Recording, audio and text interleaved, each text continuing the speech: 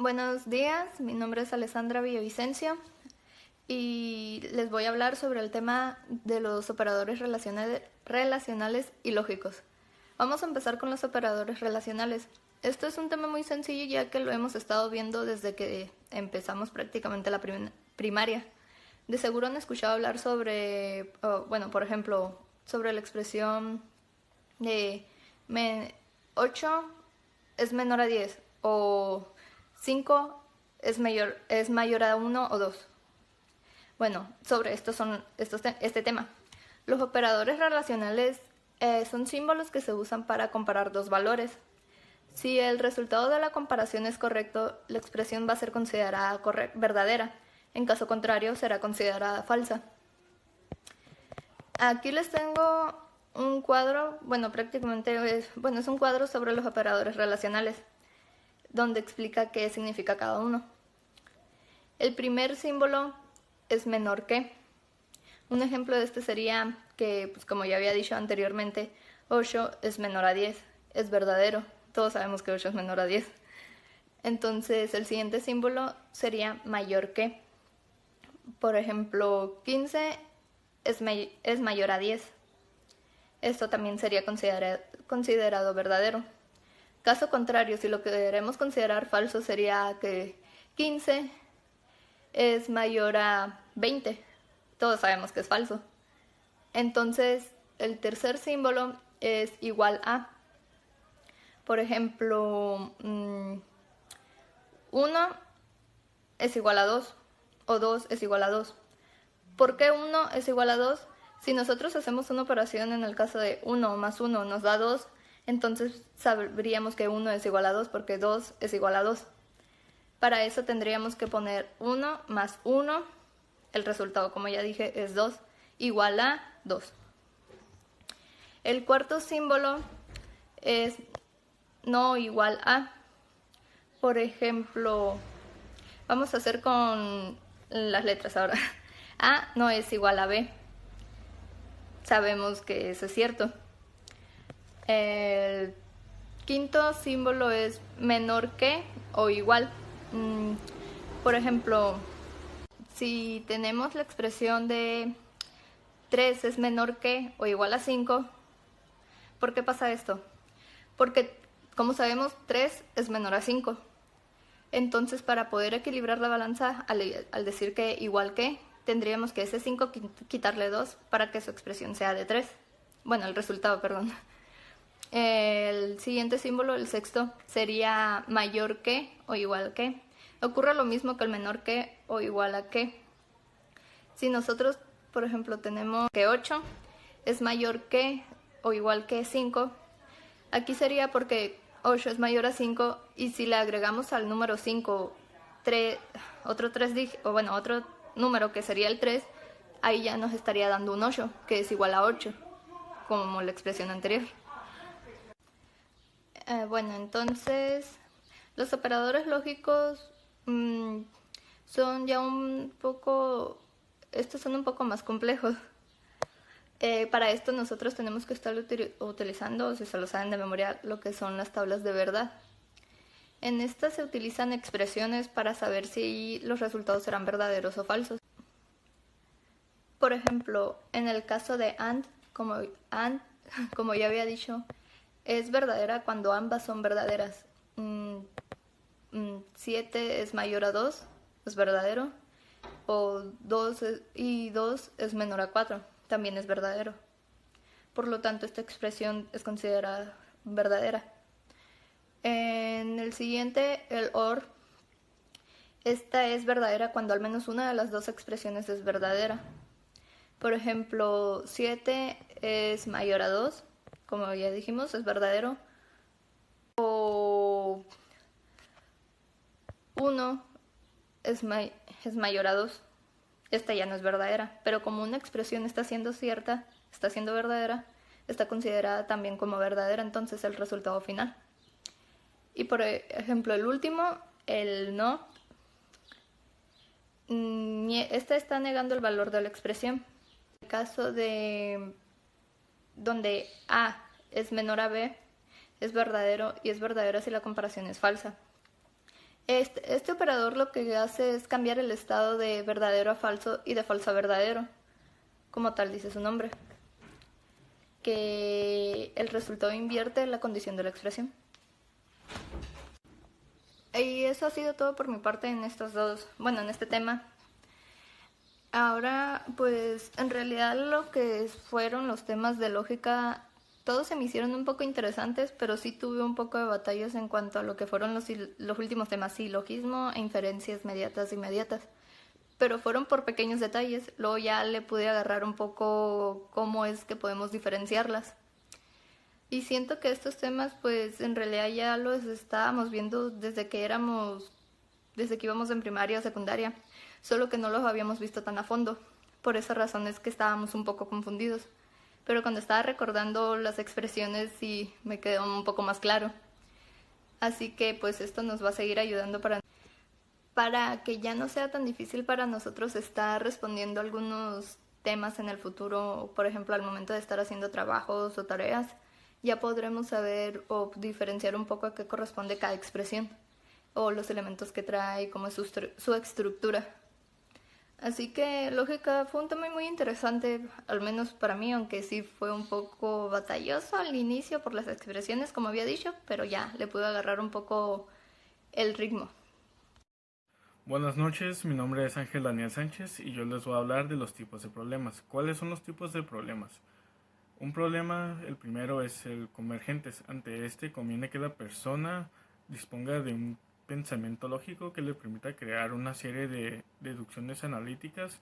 Este proceso consiste en dividir el problema en secciones a fin de verlo por partes o más bien por fracciones y así poder atacarlo poco a poco hasta llegar a una solución.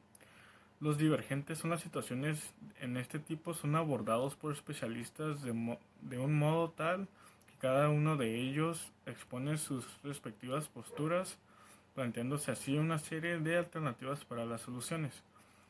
En los problemas de razonamiento podemos hallar dos clases que son los inductivos y los deductivos. En los inductivos, en este caso, las problemáticas se resuelven por medio de alternativas probables que aportan a una solución. Es decir, los planteamientos no son fundados mediante las lógicas, sino por el contrario, se fundan solo en un juego de estadísticas de posibles resultados favorables frente a resultados negativos que pueden plantearse. Y los deductivos, al contrario de los inductivos, estos problemas sí se resuelven por medio de la lógica, donde las personas logran obtener la respuesta por medio de una serie de análisis y conjeturas fundadas en la razón y en el estudio de las circunstancias desde una perspectiva netamente lógica y objetiva. Los problemas de dificultades aquí estamos frente a una situación donde el individuo ya identificó el problema y ha logrado determinar la solución, pero no la puede ejecutar por presentarse un tipo de inconveniente.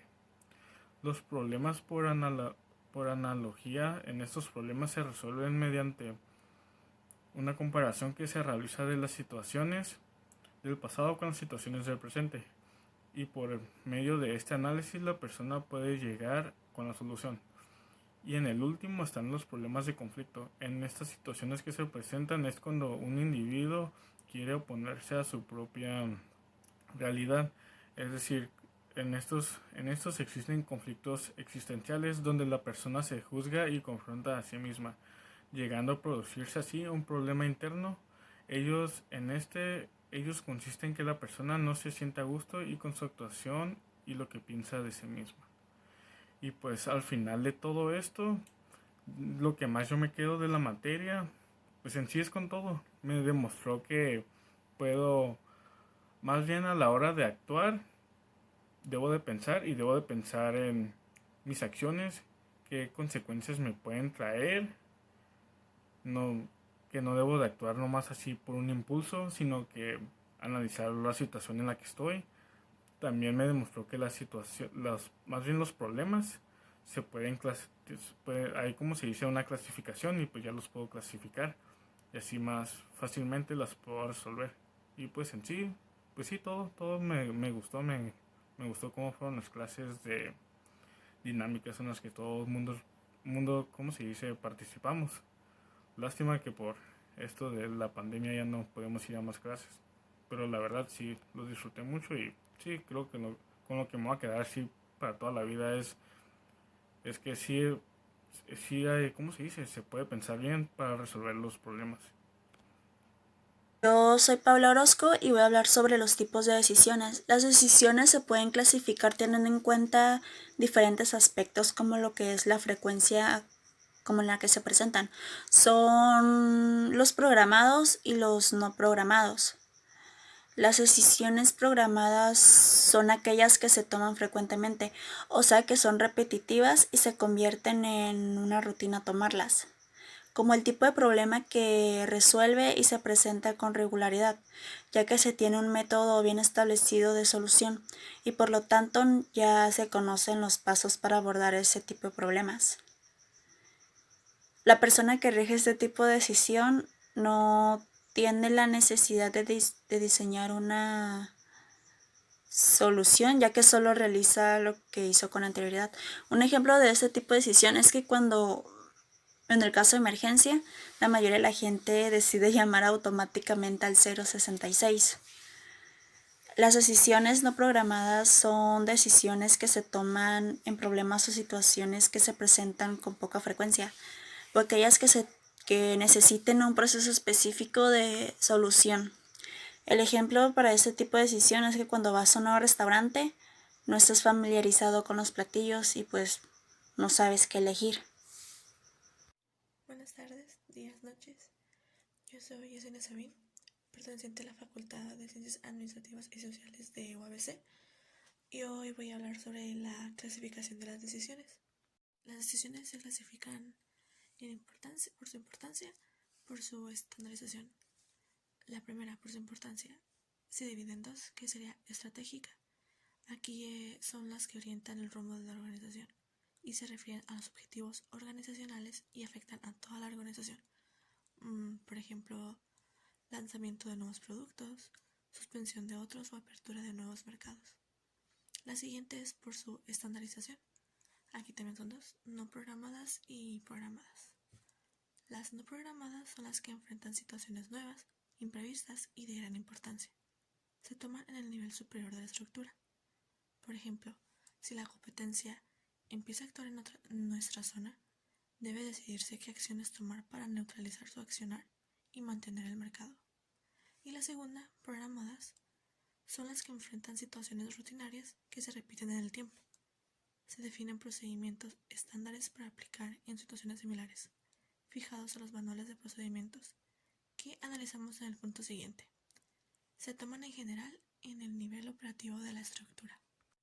Ahora veremos, de acuerdo a la pirámide organizacional, que consiste en teoría y gestión de las organizaciones, qué tipo de decisiones se toman en cada uno de los niveles. Podemos ver que en el nivel operativo es el nivel técnico donde se toman decisiones tácticas y programadas. El siguiente, que es el nivel táctico, es el nivel medio donde se toman decisiones tácticas, programadas y no programadas. Y por último, el nivel estratégico es el nivel superior donde se toman decisiones estratégicas y no programadas. El tema que me pareció más importante realmente fueron todos, pero sí se me complicaron porque para mí eran palabras que no comprendía del todo. O sea, sí es de algo con lo que vivo día a día, pero no sabía que se les llamaba de esa manera tan formal. Yo creo que todas me aportaron algo. Pero bueno, mi favorito serían los silogismos. Me gustó mucho, aparte fue el que mejor entendí. Y pues de esta materia me llevó